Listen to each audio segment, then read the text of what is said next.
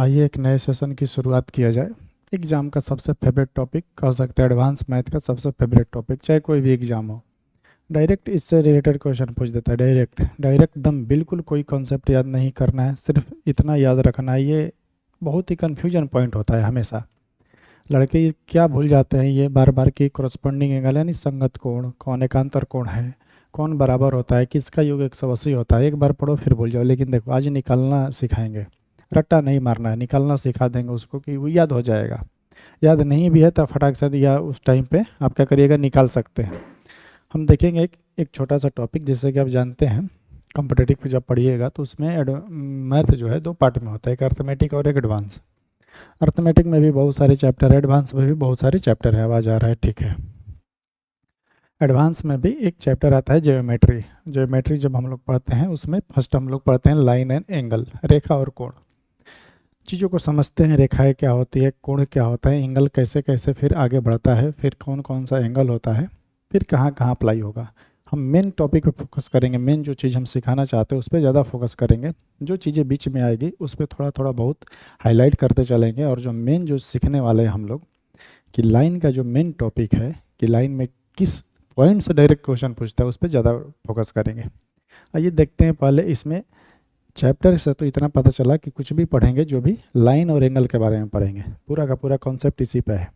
Line भी कितने प्रकार का होगा आज देखिएगा, लाइन भी कितने प्रकार का होता है। तिरछा भी एक, जिसको ट्रांसवर्स लाइन बोलते हैं, त्रियक रेखा, सारा कॉन्सेप्ट उसी पे है, त्रियक रेखा पे ही है, उसी से सवाल पूछता है। देखिए जो जो पॉइंट मिलेगा हम उसको हाईलाइट करते जाएंगे और आगे बढ़ते जाएंगे। देखो सबसे पहले हम सीखेंगे क्या चीज़, जीरो डायमेंशन में। अर्थमेटिक में सबसे जीरो डायमेंशन यानी लाइन और एंगल में ऐसा भी एक होता है जिसमें जीरो डायमेंशन होता है। जीरो डायमेंशन का मतलब जिसमें न लंबाई होता है, ना चौड़ाई, ना ऊंचाई, ना मोटाई, कुछ नहीं, उसको जीरो डायमेंशन बोलते हैं। ऐसा किस में होता है तो बोल सर बिंदु में। बिंदु, हम बोले बिंदु कैसे होता है तो बोले सर बिंदु देखिए ये क्या है, एक पॉइंट है, क्या है, एक बिंदु, इसमें कोई डायमेंशन नहीं है। तो ऐसा जिसमें कोई डायमेंशन ना उसको क्या कहते हैं, पॉइंट। अब इससे हम क्या सीख सकते हैं, ये क्यों लिखे, इससे हम सीख सकते हैं। डायरेक्ट एक क्वेश्चन पूछ रखा था क्या कि एक बिंदु से हम कितनी रेखाएं गुजार सकते हैं, ये पूछा हुआ क्वेश्चन है। तो एक बिंदु से ये फर्स्ट हम सीख सकते हैं कि एक बिंदु से कितनी रेखाएं गुजर सकती है। तो एक बिंदु से इनडेफिनिट, अनंत रेखाएं गुजर सकती है। एक बिंदु से अनंत रेखाएं गुजर सकती है, इसका आंसर होगा। और क्या सीख सकते हैं, और बहुत सारी चीज़ें सीख सकते हैं। बी में क्या सीख सकते हैं कि मान लो एक बिंदु है, दो बिंदु से कितनी रेखाएं गुजरेगी, और ये दूसरा बिंदु जरूरी नहीं है कि एक ही लाइन में हो, कहीं पे तुम लिख सकते हो, इधर उधर कहीं। अगर पूछेगा हमसे कि दो बिंदु से कितनी रेखाएं गुजर सकती हैं, तो दो बिंदु से आप कह सकते हैं कि एक ही रेखा गुजरेगी। दो बिंदु से एक ही रेखा गुजरती है, ये सीधा है। ठीक, समझ जाना, ये पॉइंट था और एक पॉइंट कौन सा है, बी। और इन दोनों पॉइंट से हमें एक रेखा गुजारना है, तो हम अधिक से अधिक कितनी रेखाएं गुजार सकते हैं, एक, जो दोनों को टच करेगी। दूसरी रेखा तुम गुजार नहीं सकते हो जो दोनों से सीधी होकर के जाए। ठीक, और क्या सीख सकते हैं, सीधी होकर के जाए, अभी ना कि ऐसे करके वो तिरछा हो जाएगा। सी क्या होगा, अगला क्या सीख सकते हैं, मान लो एक पॉइंट से अनंत रेखाएं, दो पॉइंट से। अगर हम बोले कि मान लो तीन पॉइंट है और तीनों एक ही समतल पर है, तीनों क्या है, एक ही समतल पर है, और इन तीनों पॉइंट से हमने एक रेखा को गुजार दिया, क्या किया, एक लाइन को हमने गुजार दिया। तो जब तीन बिंदुओं से एक रेखा गुजरती है, वैसी रेखा को हम एक क्या कहते हैं, हम ऐसी रेखा को बोलते हैं कोलाइनर लाइंस, यानी संरेखीय रेखा। ठीक है, इसको बोलते हैं संरेख रेखा। ये सब पॉइंट सिर्फ हाईलाइट कर रहे हैं, मेन जो कॉन्सेप्ट सीखने वाले हैं उस पर ज़्यादा फोकस करें। सिर्फ ऐसे ही समझने के लिए कि क्या क्या इसमें आ सकता है। अगर इसमें ऐसा मान लो तीन पॉइंट से कोई बिंदु गुजरे तो समझ जाना कि वो संरेख रेखा है। अब मान लो बोलो कि सर तीनों पॉइंट जो था एक ही पे था, अलग अलग है, तो ये तीनों पॉइंट अगर इधर उधर है तो इसको बोलते हैं असंरेख रेखाएं। इसको क्या कहेंगे, असंरेख रेखाएं, नॉन कोलिनियर लाइंस। ठीक, जो एक ही बिंदु पर नहीं है, इसको क्या कह सकते हैं, असंरेखीय रेखा। ठीक, ये सब छोटा छोटा पॉइंट है, इस पे उतना फोकस नहीं करना है, बस ऐसे ही हाईलाइट करने के लिए। अब देखो जीरो डायमेंशन से अब आएगा वन डायमेंशन। वन डायमेंशन का मतलब जिसमें एक बीमा होगा, एक होगा, उसमें लेंथ होगा, या तो ब्रेथ होगा या तो हाइट होगा, यानी लंबाई चौड़ाई चाहिए, कुछ तो होगा, वन डायमेंशन उसमें होना चाहिए। वैसे उस वन डायमेंशन में कौन कौन बिंदु आती है, तो पहला आएगा हमारा लाइन। हम बोले लाइन कैसा होता है, देखो लाइन भी कितने प्रकार का होगा। देखो लाइन किसे कहते हैं, तो बोले सर लाइन ऐसी बिंदु है, ऐसी दो बिंदु है जिसका कोई अंत ना हो, जिसका कोई क्या हो, अंत ना हो, इसी को लाइन कहते हैं। अंत ना हो का मतलब हम चाहे तो इसको इधर जितना चाहे उतना बढ़ा सकते हैं, उधर जितना चाहे उतना बढ़ा सकते हैं, इसको क्या कहेंगे, लाइन, जिसका कोई अंत ना हो। ठीक, अब लाइन सेगमेंट किसे कहते हैं, ये आएगा रेखाखंड। ठीक, रेखाखंड आएगा, इसलिए यहाँ पे समझना है रेखाखंड किसे कहते हैं, जिसका दो बिंदु और दोनों का एक एंड पॉइंट हो, दोनों का क्या हो, अंत बिंदु हो, उसे लाइन सेगमेंट कहते हैं। जैसे मान लो दो पॉइंट है ए और बी और दोनों का ये अंत बिंदु है, तो ये क्या है, रेखाखंड है। रेखाखंड क्या है, रेखा का छोटा सा एक टुकड़ा होता है, उसी को बोलते हैं रेखाखंड। ठीक, जैसे मैं बोलूँ ए और बी ये रेखाखंड है, तो उस पर ऊपर क्या ये लग जाएगा, इंडिकेट कर रहा है कि ये रेखाखंड है, रेखा का एक छोटा सा टुकड़ा है जिसका दोनों अंत होता है। ठीक, पहला क्या सीखे कि जिसका कोई अंत नहीं, दूसरा सीखे रेखाखंड उसे कहते हैं जिसका दोनों पॉइंट का हो अंत हो, दोनों पॉइंट का अंत हो। तीसरा क्या कहता है, किरण, रे किसे कहते हैं, बोले सर कि एक पॉइंट का अंत हो लेकिन दूसरे पॉइंट का कोई अंत ना हो, दूसरे पॉइंट का कोई अंत ना हो, यानी एक तो हो दूसरे का कोई अंत नहीं। अगर ये इधर इंडिकेट कर रहा है मतलब ये किधर इंडिकेट कर रहा है, इधर, यानी इधर ये लाइन जा रही है। अगर इधर इंडिकेट करेगा एरो तो समझ जाना इधर जाना, ये बेसिक चीज़ है, ऐसे ही हाईलाइट करते जा रहे हैं। समझने वाला बात यह है, पैरेलल लाइन इन समानांतर रेखा, इसको समझो, ये समझने लायक है, इसका यूज बहुत है। पहली बात कि सर पैरेलल लाइन को हमेशा क्या लिखेगा और नहीं लिखेगा तो वो ज्योमेट्री के भाषा में यानी मैथ के भाषा में कैसे लिखेगा, तो समझ जाना आज के बाद। वो ऐसे दो को पाई देगा ना तो समझ जाना कि वो पैरेलल है लाइन, यानी कि समानांतर है। अब वो कहीं ऐसा नहीं लिखे, ऐसे ही लिख देगा, जैसे उदाहरण के समझ, मान लो दो लाइन है, एक है ए और एक है कौन सा बी, एक और लाइन है, इसके दो पॉइंट है सी और कौन सा डी। हमसे ये नहीं बोल रहा है कहीं समानांतर है, लेकिन वैसा बोल रहा है कि ए बी दो गो पाई समानांतर सी डी। ये किस चीज़ का इंडिकेट कर रहा है, समानांतर का, यानी वो कहना चाहता है कि ए बी जो है सी डी के क्या है, समानांतर है। और जब दो समानांतर रेखाएं हो तो क्या क्या इससे क्वेश्चन आता है। पहला सुनो, पहला ये है कि दो समानांतर रेखाएं कभी एक दूसरे को नहीं इंटरसेक्ट करेगी, यानी नहीं काटेगी, अप्रतिच्छेदी रेखाएं होती है। दो समानांतर रेखाएं हैं तो कभी एक दूसरे को नहीं काटेगी। ठीक, दूसरा पॉइंट क्या पूछता, कहता है कि इन दोनों के बीच का जो डिफरेंस है ना, दोनों का बीच का जो डिफरेंस है हमेशा एक समान होता है। जो दो समानांतर रेखाएं हैं, चाहे तीन समानांतर रेखाएं हैं, मान लो एक और लाइन रहा था समानांतर, तो उनके बीच का जो डिफरेंस होगा क्या होगा, वो समान रहेगा। दूसरी बात, एक और यहाँ पे चीज़ सीखने वाली है क्या, ये तो पॉइंट हम लोग सीख लिए कि समानांतर रेखा को कैसे इंडिकेट करेंगे और क्या क्या इनके बीच की दूरी बराबर होगा, समानांतर रेखाएं का साइन कैसे होता है। एक और पॉइंट सीखो मोस्ट इम्पॉर्टेंट, इसी का पॉइंट 2 क्या, कि मान लो एक ये रेखा है, दिखाई दे रहा है ना, और दो गो एंगल बन रहा है, इसी लाइन पे दो गो एंगल बना। मान लो ये एक रेखा है, कुछ भी नाम दे दो, पी क्यू, मान लो नाम दे दी, एक रेखा है पी क्यू, और ये दो गो यहाँ पे रेखा ए बी और ये क्या है सी डी। हमसे कहीं नहीं बोल रहा है कि ए बी और सी डी क्या है, समानांतर, लेकिन एक चीज़ बोला कि इसके बीच का एंगल एक्स है, तो इसको इसी ए बी के भी बीच का एंगल कितना है, एक्स है। तो यहाँ पे कॉन्सेप्ट क्या सीखें कि यदि ये रेखा है और यदि बीच का एंगल क्या हो, बराबर हो, यदि दो रेखा है उनके बीच का एंगल क्या हो, बराबर हो, तो ये दोनों जो लाइन होगा वो समानांतर होगा। दोनों लाइन क्या होगा, समानांतर होगा, यानी कि ए बी जो है सी डी के समानांतर है। ये भी कॉन्सेप्ट सीखना है, इससे अभी यूज करेंगे आगे। ठीक, आगे बढ़ते हैं, थोड़ा सा आगे देखते हैं। वन डायमेंशन सब कौन पे आएंगे, अब टू डायमेंशन पे आएंगे। अब ऐसे हम देखेंगे, ऐसे ऐसे जिसमें दो गो बीमाएँ होगा कम से कम। ठीक, पहला उसमें क्या होगा, एंगल। ठीक, टू डायमेंशन यानी एंगल या कोण। जैसे देखो जीरो डायमेंशन में हम क्या पढ़े, पॉइंट, जिसमें कोई डायमेंशन नहीं था, लंबाई चौड़ाई। फर्स्ट वन डायमेंशन में लाइन देखें, जैसे ही टू डायमेंशन लेंगे, कहीं से तुम टू डायमेंशन का मतलब दो गो लाइन होना चाहिए। जैसे ही दो गो लाइन लेते हैं ना तो एक एंगल बनने लगता है। क्या बनने लगता है, एंगल। और इस एंगल को किससे इंडिकेट करते हैं, थीटा से। ठीक, अब एंगल में भी यानी कोण में भी बहुत सारे कोण होते हैं, न्यून कोण, अधिक कोण, बहुत सारे कोण होते हैं। सबको एक एक चीज़ ऐसे ही हाईलाइट करते चलेंगे। देखो पहला उसमें पढ़ते हैं एक्यूट एंगल, यानी कि न्यून कोण। बचपन से पढ़ते आ रहे हैं, ऐसे ही हाईलाइट करते चलना है। न्यून कोण किसे कहते हैं, जिसके बीच का जो एंगल है, मान लो एक एंगल बना 2 डायमेंशन से, ऐसी रेखाएं जिनका जो वर्टेक्स है शीर्ष एक होना चाहिए, वर्टेक्स क्या होना चाहिए, एक होना चाहिए, ठीक, उसी को बोलते हैं, ठीक। अब समझो इधर, एक्यूट एंगल किसे कहते हैं, जिसके बीच जो थीटा का मान है, थीटा वो 90 डिग्री से क्या हो, छोटा हो, थीटा का मान क्या हो, 90 डिग्री से छोटा हो, उसको क्या बोलते हैं, एक्यूट एंगल। ये तो बचपन से पढ़ते आ रहे हो। राइट एंगल ट्रायंगल, थोड़ा सा इसको कलर को हम चेंज कर लेते हैं। राइट एंगल ट्रायंगल क्या, इसके बीच का जो थीटा का मान हो कितने डिग्री के बराबर हो, 90 डिग्री के। थीटा का मान कितने डिग्री के बराबर हो, 90। हाईलाइट करते चलना है, भागते चलना है।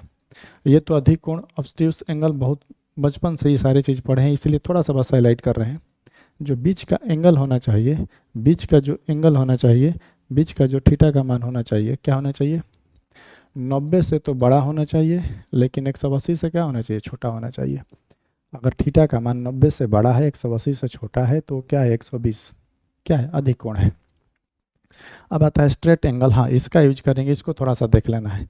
सरल कोण या रिजु कोण, ऐसा जिसका मान जो है, जिसका मान लो ये x है और ये y, या फिर कह सकते हैं कि जिसका एंगल क्या हो, एंगल का मान कितना हो, 180 डिग्री, कितना हो, 180 डिग्री, उसको बोलते हैं सरल कोण, ठीक।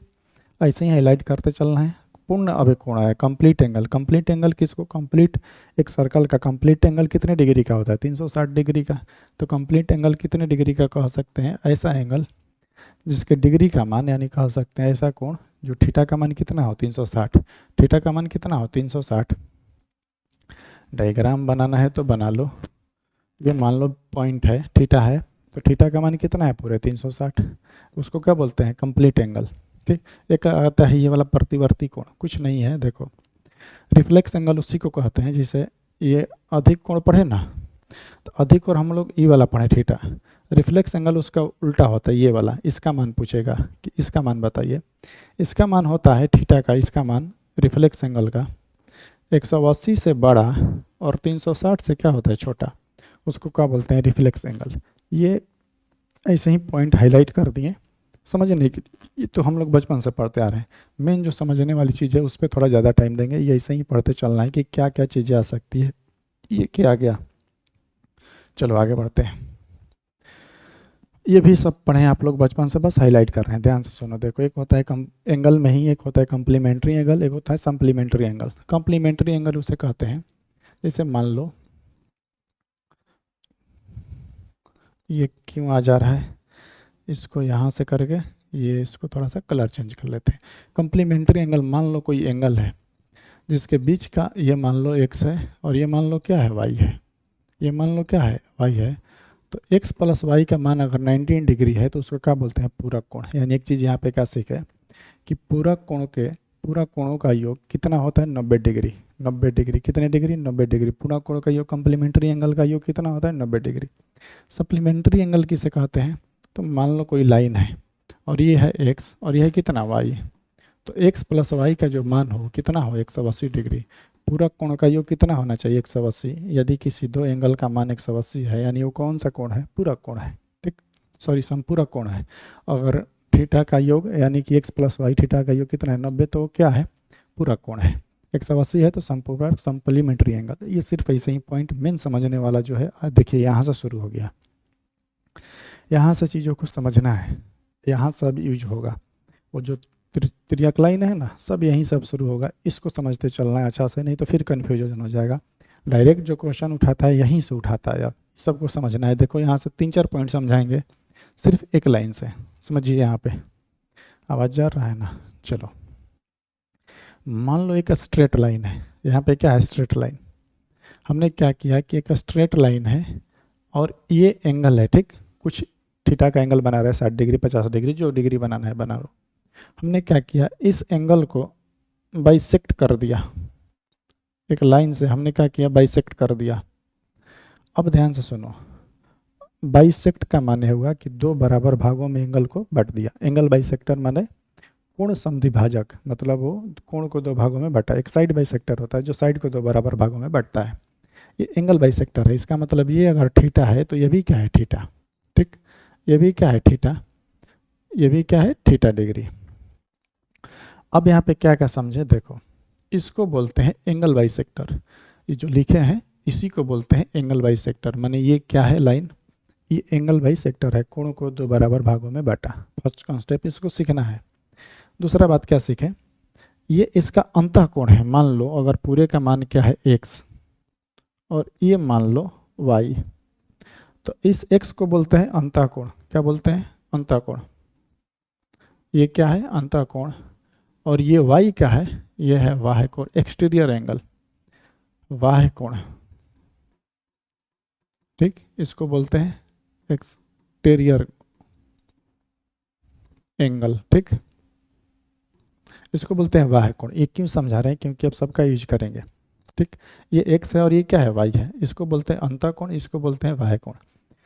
अब अगर मैं इसको बोल दूं कि अंतः कोण है, तो क्या हम इसको कह सकते हैं कि ये जो है इंटीरियर एंगल बाइसेक्टर है। इसको हम ये भी तो कह सकते हैं इंटीरियर एंगल बाइसेक्टर है। ठीक, माने अंतःकोण समद्विभाजक है। ये क्या है, अंतःकोण समद्विभाजक है। और अगर मान लो हमने क्या किया, फिर इस एंगल को एंगल बाइसेक्ट कर दिया एक लाइन से, तो ये हमारा क्या हो जाएगा, एक्सटीरियर एंगल बाइसेक्टर। 3-4 पॉइंट यहाँ पे सीखे क्या, एक तो एंगल बाइसेक्टर था, फिर हमने क्या किया उसको, इसको क्या नाम दिया, अंतःकोण है। ये क्या है, एक्स अंतःकोण, तो इंटीरियर एंगल बाइसेक्टर हो गया। अगर ये बाहर काटे तो एक्सटीरियर एंगल बाइसेक्टर हो गया। 3-4 पॉइंट सीखे। अगला पॉइंट क्या सीखना है कि एक्स और वाई, यानी कि एक्स और वाई इंटीरियर और एक्सटीरियर एंगल का सम जो होगा, एक्स और वाई का मान हमेशा क्या होता है, 180। इंटीरियर और एक्सटीरियर एंगल का सम हमेशा क्या होता है, 180। ये सारा यूज करेंगे। आइए आगे बढ़ते हैं अभी सबका कॉन्सेप्ट को लेकर के। हाँ, उससे भी मोस्ट इम्पॉर्टेंट ये, इसको सीखना है। और वर्टिकली अपोजिट एंगल, वर्टिकली मतलब होता है, देखो दो तिर्यक रेखाएं हैं, दो क्या है, तिर्यक रेखाएं हैं, दो तिर्यक रेखाएं हैं। थोड़ा सा इसको बना लेते हैं। लाइन कहाँ गया जी इसमें, अच्छा चलो कोई नहीं, अपने से बना लेते हैं। शीर्षाभिमुख कोण, हेडिंग लगा देना है। ये सब कट गया का, अच्छा आ जाओ, थोड़ा सा इसको फिर से वापस लाते हैं। चलो मिटिक जाओ तुम भी। अब इसको देखते हैं। चलिए देखिए, मान लो दो तिर्यक रेखाएं हैं, एक दूसरे को इंटरसेक्ट कर दी, काट दी। ठीक, तो ये शीर्षाभिमुख कोण कहता है वर्टिकली अपोजिट एंगल, कि जो यहाँ पे एंगल होगा ना, वही एंगल यहाँ पे होगा। ठीक, और जो एंगल यहाँ पे होगा ना, मान लो x है, तो ये एंगल का होगा, यहाँ पे होगा। बस यही इसमें पॉइंट सीखना है और कुछ नहीं सीखना है। इसी को बोलते हैं शीर्षाभिमुख कोण, वर्टिकली अपोजिट एंगल। दो तिर्यक रेखाएं एक दूसरे को इंटरसेक्ट करे, तो उसकी आमने सामने की जो भुजा एंगल है, वो दोनों क्या होगा, बराबर होगा। बस इतना सीखना है।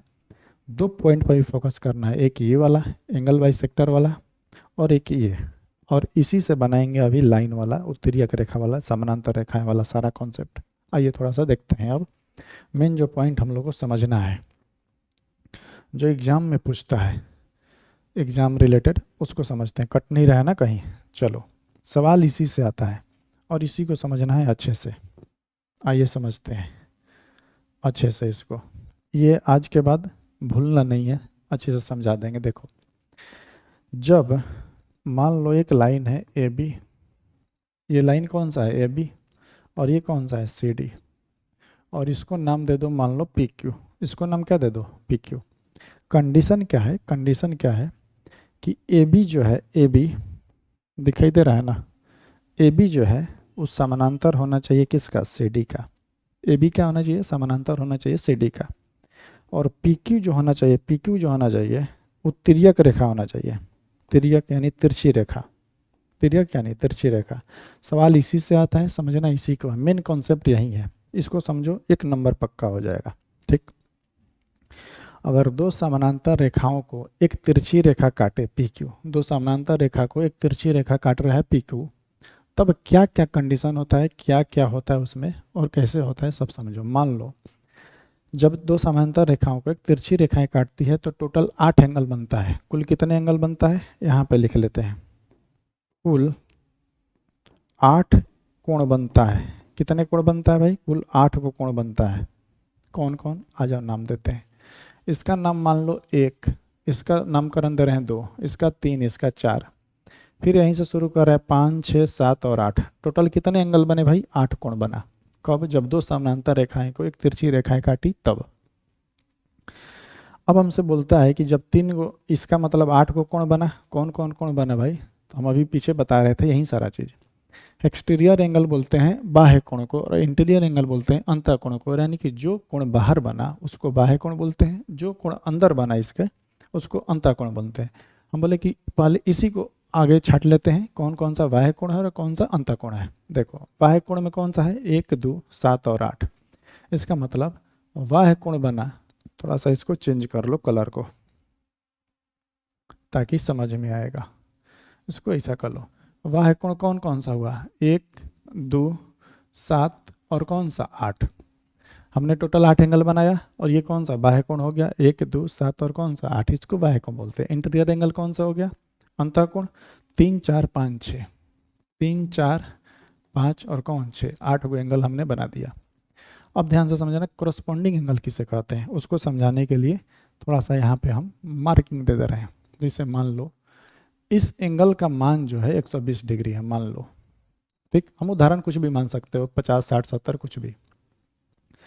तो ये 120 डिग्री होगा। अभी हम बताएं कि वर्टिकली अपोजिट एंगल यानी शीर्षाभिमुख कोण को इसके पीछे समझ के आ रहे हैं। यानी कि अगर ये 120 है तो शीर्षाभिमुख कोण से इसका भी मान कितना हो जाएगा? इसका भी मान कितना हो जाएगा? तो बोलिए सर इसका भी मान कितना हो जाएगा? 120। ठीक, अब अगला पॉइंट थोड़ा सा समझो। अगला पॉइंट थोड़ा सा और चेंज कर देते हैं। अब क्या होगा, यहाँ से हमने बताया ये वाला कि अगर ये 120 है और ये जो लाइन है ये स्ट्रेट लाइन है, तो अगर 120 है तो ये कितना हो जाएगा? 60। कितना हो जाएगा? 60।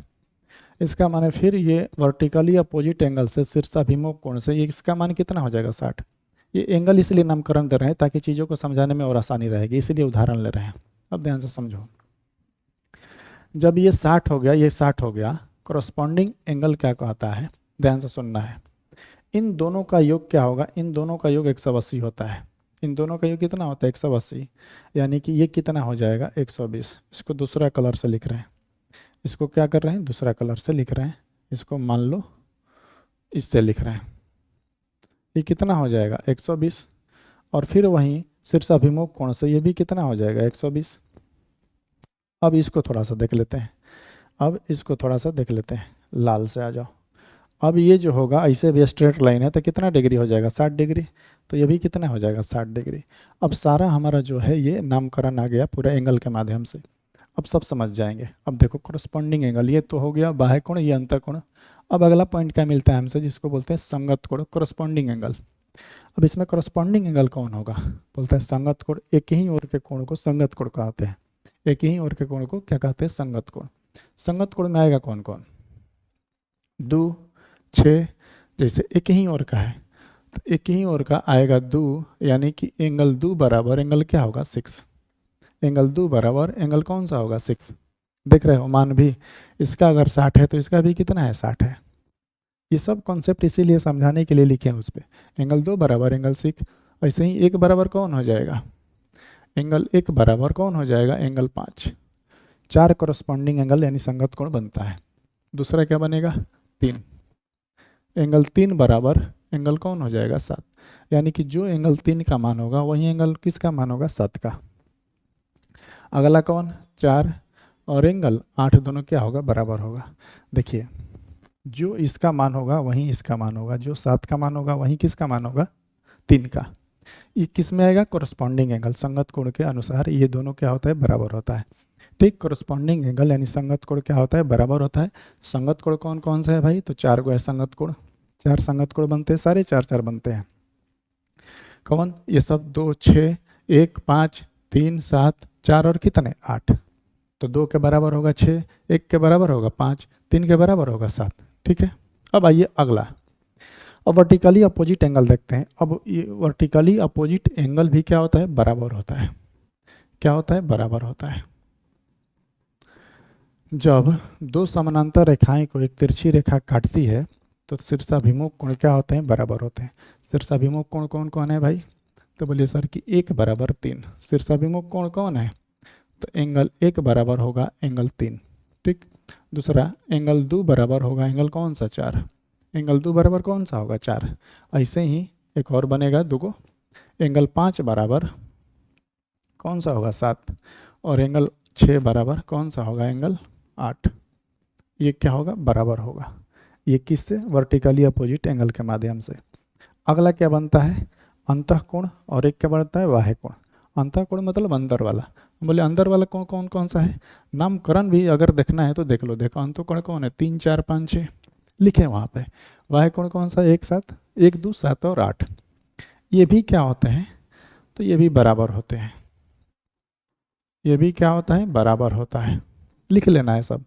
कब, जब दो समानांतर रेखाएं को तिरछी रेखाएं काटे तो अंतःकोण और बाह्य कोण क्या होता है बराबर होता है। लेकिन कब, एकांतर, एकांतर मतलब होता है अल्टरनेट, माने इस साइड के इस साइड वाला। जैसे हम कहना क्या चाहते हैं वो समझो, एंगल 3 बराबर, पहले अंतःकोण पे आते हैं।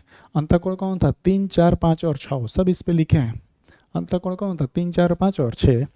तो कौन एंगल किसके बराबर होगा, एकांतर, एकांतर मतलब होता है अल्टरनेट, यानी अंतःकोण जो होगा एंगल 3 बराबर कौन होगा एंगल 5। देखो एंगल 3 का मान 120 है, तो एंगल 5 का भी मान कितना है 120, एकांतर अंतःकोण से। अब इसको फिर अंतःकोण कौन था 4 के बराबर कौन होगा, तो कह सकते हैं एंगल 4 के बराबर कौन होगा एंगल 6। ये भी 60 तो ये भी 60। 21 से अंतःकोण से, 21 से अंतःकोण से। अब थोड़ा सा बाह्य वाला आ जाते हैं, एक्सटीरियर एंगल वाला, उसको इस चलिए इससे लिख दे रहे हैं ताकि थोड़ा समझ में आए। एक्सटीरियर एंगल कौन था 1 2 7 और कौन सा 8, 1 2 7 और कौन सा 8। तो आ जाओ 1 के बराबर कौन होगा 5, 1 के बराबर कौन है, नहीं अपोजिट था, तो 1 के बराबर कौन होगा 7। तो एंगल 1 के बराबर कौन होगा 7, दिखाई दे रहा है ना। एंगल 1 के बराबर कौन होगा एंगल 7। फिर 2 के बराबर कौन होगा, एंगल 2 के बराबर एंगल कौन सा हो जाएगा 8। ये हमने इतना चीज़ सीखा, इसको बढ़िया से प्रैक्टिस करना है, चीज़ों को समझना है बार बार। अब देखिए हमने क्या क्या कॉन्सेप्ट यहाँ पे सीखा, थोड़ा सा इसको रिवीजन करते हैं 1 मिनट में, फिर आगे बढ़ेंगे। देखो जब दो समानांतर रेखाएं को एक तिर्यक रेखा PQ काटे, जब दो समानांतर रेखाओं को एक तिर्यक रेखा PQ काटे, तिरछी रेखा जिसको बोलते हैं, तो कुल 8 गो कोण बनता है। कुल कितने कोण बनते हैं 8, जिसमें से 4 गो जो बाह्य कोण बनेगा और 4 गो अंतःकोण बनेगा। जब काटे तो बोलता है कि कोरस्पॉन्डिंग एंगल यानी संगत कोण क्या होता है बराबर होता है। संगत कोण किसे कहते हैं, एक ही ओर के कोण को क्या कहते हैं संगत कोण कहते हैं। संगत कोण में कौन कौन से आएगा भाई, तो ये वाला सब नाम लिखे हैं 2, क्या होगा कितना 6, माने एक ही ओर का अंतःकोण क्या होगा बराबर होगा, एक ही ओर के बाह्य कोण क्या होगा बराबर होगा, बराबर होता है। दूसरा क्या सीखे कि वर्टिकली अपोजिट एंगल भी क्या होता है बराबर होता है। शीर्षाभिमुख कोण से क्या हमने किया बराबर किया, इसको समझिए डायरेक्ट इससे क्वेश्चन आता है। फिर एकांतर अंतःकोण और एकांतर बाह्य कोण वो भी क्या होता है बराबर होता है। और उससे भी इंपॉर्टेंट पॉइंट सीखो अगला, कि यदि तिर्यक रेखा एक ही ओर, यानी अगर तिर्यक रेखा है काटा है दो समानांतर रेखा को, तो तिर्यक रेखा के एक ही ओर के अंतःकोण और बाह्य कोण का योग क्या होता है 180 होता है। मतलब इन दोनों का सम हमेशा क्या होगा 180, ठीक। और इन दोनों का सम हमेशा क्या होगा 180, इन दोनों कोण का सम क्या होगा 180। इंटीरियर और एक्सटीरियर एंगल का योग क्या होगा हमेशा 180 होता है, ठीक है। ये नोट याद रखना, इन दोनों का सम कितना होगा 180, इन दोनों का सम क्या होगा 180, और फिर इन दोनों का यानी इंटीरियर और एक्सटीरियर एंगल का सम क्या होता है 180। मोस्ट इंपॉर्टेंट है ये नोट। आज के क्लास में इतना ही। अब अगला क्लास में इससे रिलेटेड हम प्रैक्टिस करेंगे। देखो मल्टीपल क्वेश्चन पूछा लाइन एंड एंगल से, डायरेक्ट सिर्फ इसी से, पूरे को लाइन एंड एंगल से नहीं, सिर्फ इसी से पूछा है। और देखना इसको क्या करना है, घर पे आप रिपीट करिए, इसको बार बार लिख करके प्रैक्टिस करना है, समझना है। मिलते हैं अगले वीडियो में, तब तक इसको रिवीजन करिए।